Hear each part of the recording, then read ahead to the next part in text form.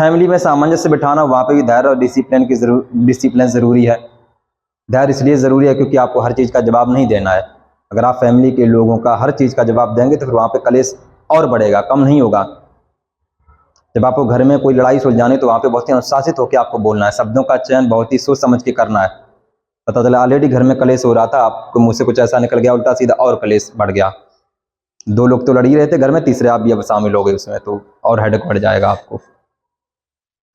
तो कहने का मतलब जो अनुशासन होता है, जो डिसिप्लिन होता है, जो पेशेंस होता है, ये सिर्फ आपके प्रोफेशनल लाइफ में ही काम नहीं आता, आपके पर्सनल लाइफ में भी काम आता है। अधिकतर लोगों की पर्सनल जो लाइफ होती है इसीलिए नहीं चल पा रही क्योंकि उनके अंदर कोई डिसिप्लिन ही नहीं है। और डिसिप्लिन का मतलब ये नहीं होता कि सुबह आप 5 बजे उठ गए, रनिंग के लिए चले गए, नहीं। वो तो डिसिप्लिन चाहिए, मानसिक डिसिप्लिन भी होना चाहिए, इमोशन के आधार पर भी डिसिप्लिन होना चाहिए। इमोशंस आपके कंट्रोल में होने चाहिए, कब किसको क्या बोलना है इसकी आपको समझ होनी चाहिए। तो मैं जब डिसिप्लिन की बात करता हूँ तो मैं फिजिकल लेवल के डिसिप्लिन की बात नहीं करूँगी। बॉडी के स्तर पे आप सुबह उठ गए, टाइम पे खा लेते हो, टाइम पे नहा लेते हो, टाइम पे सो जाते हो, मैं इसकी सिर्फ बात नहीं कर रहा हूँ, मैं इमोशनल डिसिप्लिन की भी बात कर रहा हूँ। आपके अंदर इमोशनल डिसिप्लिन भी होना चाहिए। अगर इमोशनल डिसिप्लिन नहीं है तो जीवन में आप हर स्तर पे मात खाओगे। आप व्यवसाय में भी मात खाओगे, आप पर्सनल लाइफ में भी मात खाओगे और प्रोफेशनल लाइफ में भी मात खाओगे। क्योंकि धैर्य और अनुशासन से ही आपकी प्रोफेशनल लाइफ अच्छी हो सकती है और धैर्य और अनुशासन से ही आपकी पर्सनल लाइफ अच्छी हो सकती है। और मैंने अक्सर कर देखा जिनकी प्रोफेशनल लाइफ अच्छी होती है उनकी पर्सनल लाइफ भी अच्छी होती है, क्योंकि वो वही फंडे वहाँ अपनाते हैं और वही फंडे अपनी पर्सनल लाइफ में अपनाते हैं।